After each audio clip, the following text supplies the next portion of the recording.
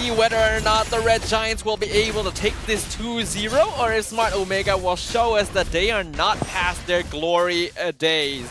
Like you guys already mentioned, Smart Omega has a lot of crowd control to work with, and with a hero like Grok, it does mean that they can already exert some pressure on the map quite early on. But you do also have to be quite careful, because the... Oh, hold on. Ouch, that is actually quite a lot of damage. I mean, we're talking about level 3 Julian after all. That's the one thing about Julian as well. He reaches his peak at level 3 rather than level 4. That a lot of other junglers would have to wait for before they're truly able to fight. And that means that the timeline for this hero is a lot earlier, which is very appropriate for a meta where early game aggression is promoted. So, at least for the side of Judo Red Giants, they absolutely prioritize this Harif as much as possible. Since they know about the Julian at level 3 spike, they will want to keep the Cho somewhere around the corner. While middle lane, they're gonna have to leave Zask to his own devices. I mean, he does have Nightmarish spawn, so it may not be as bad as you expected. Yeah, on paper, we should definitely see more attention from the Red Giants towards gold lane, because Terizla is Terizla, Zaz can handle himself, and we already know that Harif needs to win lane against Claude. But Sekais here have decided to join into the fray while absorbing, or rather eating, almost the entirety of that enhanced side. Cram immediately flickers himself towards his turret just to make sure that he don't get caught out by Ryota or Ukir. Ukir is still a tad bit more to level 4, and there we go, level 4 already, pretty much prepared to go big or go home. We do see the worry about the threat of the Lantern, though. The fact that Cram just immediately flickered out to make sure he wouldn't get thrown into the rest of Omega shows how scary it can be. Chaknu and Yums, both of which are not at level 4 just yet. And now Chaknu is already at level 4. Yums is still not there yet. Julian manages to take down the turtle while Stormy draws first blood onto this Julian. Was it worth it? I do think that from a team perspective, getting Turtle is more important, but from an individual micro perspective, being able to trade Turtle for first blood on the enemy jungle is very valuable, especially in a Roger versus Julian situation, because the latter should usually be the one coming out on top. You could see that Omega were focused very heavily on stopping Sky, so they weren't really protecting their jungler. Oh, we do have the Blazing Duet from Jom. Did manage to bring Yums all the way down to a sliver. Chaknu, is he going to go for something more cheeky here? Technically, he could go for a flicker out, but that would have been a waste. Yeah, it's not a position just yet, because Jom just used Blazing Duet, and we know that early game, without that, Claude really doesn't do much damage at all. So it wouldn't be a very effective usage of resources.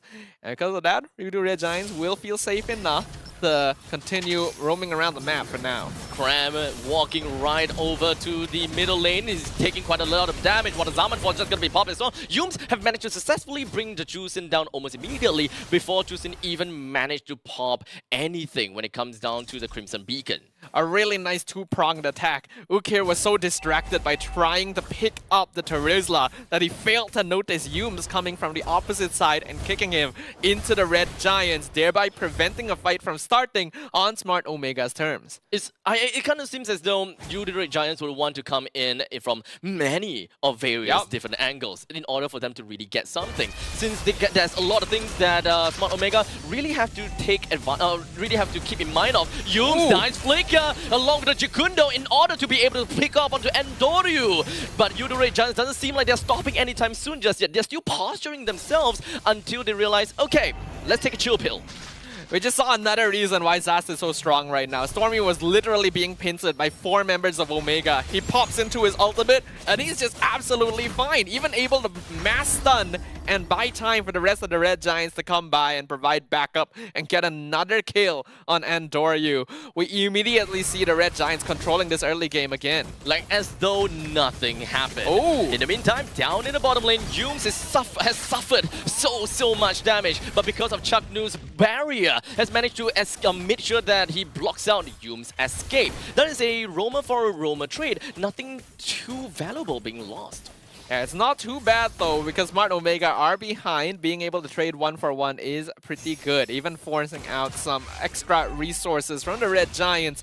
Unfortunately, the Turtle still gonna take another 80 seconds before it comes up, so the timeline of that wasn't the most efficient from Omega. I would say that Yudo Red Giants, they have definitely been on the ball quite a lot, but most of these games, or most of these fights really comes down to the middle lane, and it's been more or less a brawl game thus far. Why is that so? Because again, EXP lane going to be totally fine. Even Cram has actually already unlocked himself from the lane, so he's able to start roaming over to mid. And by putting more of their resources in the mid lane, Red Giants understands that Omega is a team that needs to fight together. Thereby, by putting themselves in the mid lane, they're actually indirectly drawing attention away from Innocent as well.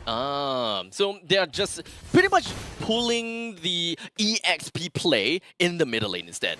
Because they know that, like, if Smart Omega ignores them and goes for a full gank onto Innocent, yes, Harif might die, but they unlock mid lane priority. Okay. So it's all about a game of trade. Whichever that they would prefer to trade out. And for Smart Omega, they know that they cannot afford to trade mid-tier 1 for Innocent. One kill on Harif won't affect him too much at this stage, but the middle losing lane, free access and safe access to their jungle is hugely detrimental, especially against Yudu Red Giants. So Smart Omega understood that they gotta have to make sure that their tier 1 stays alive as much as possible. So fights in here is unfortunately something that they will have no choice but to admit themselves into. Jom did unleash himself into a blazing duet all the way at the backlines, but he's still gonna be safe and sound. Sekai's HP all the way down to his liver. He still wants to be around, but unfortunately Andoryu will take the turtle down first. But the main thing is how much headcount is left on the side of Smart Omega. Ryota and Andoryu is the two members that's been taken down, allowing Yudu Red Giants to actually extend the fight a little bit longer, allowing Stormy to actually snipe Jom right out. He's gonna get another one too. And another one, you're right. Chaknu is next on the chopping block, and Yudu Red Giants didn't seem like they won massively, but because of that snowball effect from Chaknu and Endoryu's death, they got 2 turrets and 2 more kills. Because Skies has been getting a lot of attention from the world recently as the Sky Prince. A lot of people forget why Stormy is the only other player on this team with a moniker. He is the mage prodigy because he can play any hero and he wants to be aggro. He made a name for himself because even when there were good ults to steal on the Valentina, he would go for Decimate every single time. So when he has access to a hero like Zask, where he can just jump in, do damage without any risk to himself, you can bet he is going to do exactly that.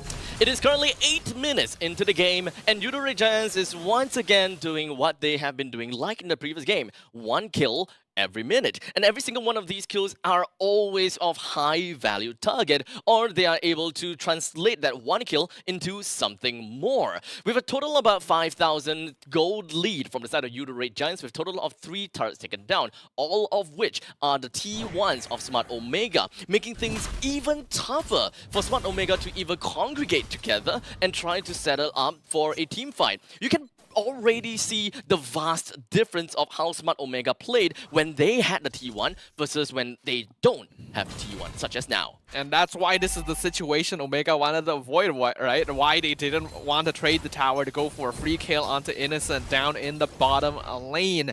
They know they need more space, more control over the map to make sure that Jom is still able to scale on this Claude. And while I do think that it's still possible for him to do so, there's been a lot more restrictions put on it. And surprisingly, Smart Omega, they are the one that is going to be executing onto the Lord. Is this really going to go to Andoryu just so easily? Completely unchallenged, or maybe not, as Yudu Red Giants is just coming in from a 2-prong attack. All the way down from the middle lane, they cut in onto Ryota, as well as Andoryu, bringing him down almost immediately, while Innocent pops up with the Zaman Force in order to be able to catch up onto Chaknu. With the Zaman Force intact, he can also be able to bring down the T2 in the middle. I do like how cheeky that was from Smart Omega. Like, they just tried to rush down the Lord before Red Giants noticed, but well, that's not gonna work. As you can see, Yudu Red Giants now came in, knocking on the front doors in the middle lane. The Lord comes in to defend Smart Omega and fight for their cause. But unfortunately, the middle lane inhibitor turrets has already been taken down, and Yudu Red Giants have got a very short order, which is to just bring down this baby Lord. I don't really think it's worth risking that trade for the first Lord of the game. It's really not going to get you very much. Ideally, Smart Omega are going to be able to do some damage to the tier 2 with it. That's about the maximum that they can hope for. Well, when it comes down to looking at the curve of each game, whenever you are picking up the level whenever you're picking up the 9 minutes Lord, what you're looking out for is to exterminate all of the outer turrets. While for 12 minutes onwards, you will want your Lord to take the inhibitor turrets. So Yudu Red Giants is way off curve. They've already managed to get themselves the first inhibitor in the middle lane, even without the use of a Lord. So this Lord for Smart Omega ultimately did absolutely nothing for them. And you can see that while they were defending with the Lord as well, Skies is just on the opposite side of the map, pushing the lane, stealing orange buff as well. That's definitely just all about the macro game that we ultimately can expect from the side of Yudu Red Giants. But this is something a little bit sneaky from the side of Serkais. He's hiding down to the bottom lane, just inhibiting the opponent's jungle. But he's also clearing some of these out just so that he will be able to choke Smart Omega a little bit more. Yeah, he's just mass farming, basically. And by splitting their resources across the map when Red Giants are already in full control of the game, they're also able to make sure they scout out any movements that Omega might go for. They see them down bottom, then you push up top lane, and vice versa, thereby not allowing Smart Omega to ever take a step outside of the safety of their base. So we are essentially back to the curve, whereby both teams are just waiting for the neutral objective in order for them to even have a motivation as to when are we going to push and how are we going to push. Yeah. Ordinarily, you would see Red Giants try to force something out, but because Skies is on a Roger instead of something like a Ling or Fanny, it's a lot less safe for Red Giants to do so. And it also means that they're a lot stronger in a 5v5 instead. So they're able to just slow down the game, go for the Lord instead, and that does make life very difficult for Smart Omega. They have a lot of CC, but at an 8k deficit, their damage is not going to be enough. Yudu Red Giants' game plan at this point in time really feels like they are just kind of baiting and switching. They are pretty much going to be putting Cram all the way in the front line to bait something out, but in the meantime, Ryota all the way in the heart of the enemy is just going to be locking down onto Stormy, but Stormy says no, he's back in for more fights, while Innocent off of the sidelines brings Ryota down as well. Smart Omega failed to check their jungle. They went in, they checked the brushes to make sure nothing was there, and then they forget the one on the left, which Yunes was hiding in the entire time. The moment the fight starts, he just goes straight for Andor Yu, and with no Julian, it's a free Lord for the Red Giants. And with this Lord, the inhibitor should go down quite easily. It's the question of whether or not Omega even survives this. And now Innocent with the Zaman Force right on top of the inhibitor turret at the top lane. They have managed to successfully bring that one down, as well as Jome. The fight is definitely going to go towards the side of Yudu Red Giants as the Lord fights for their cause, pillages everything that Smart Omega owns and loves. As Ukir, he's going to be hiding behind. He would really wish the Lantern will be able to do a lot, but no, wasn't able to do much at all as their core gets destructed. A surgical victory from the Yudu Red Giants here, limiting the possibilities of Smart Omega right from start to finish. And it just seemed like child's play for the MSC champs. I gotta have to say, Yudu Red Giants, boy oh boy, they are still undefeated. So let us just invite Icy Baby back onto the panel once again. My friend, Yudu Red Giants, they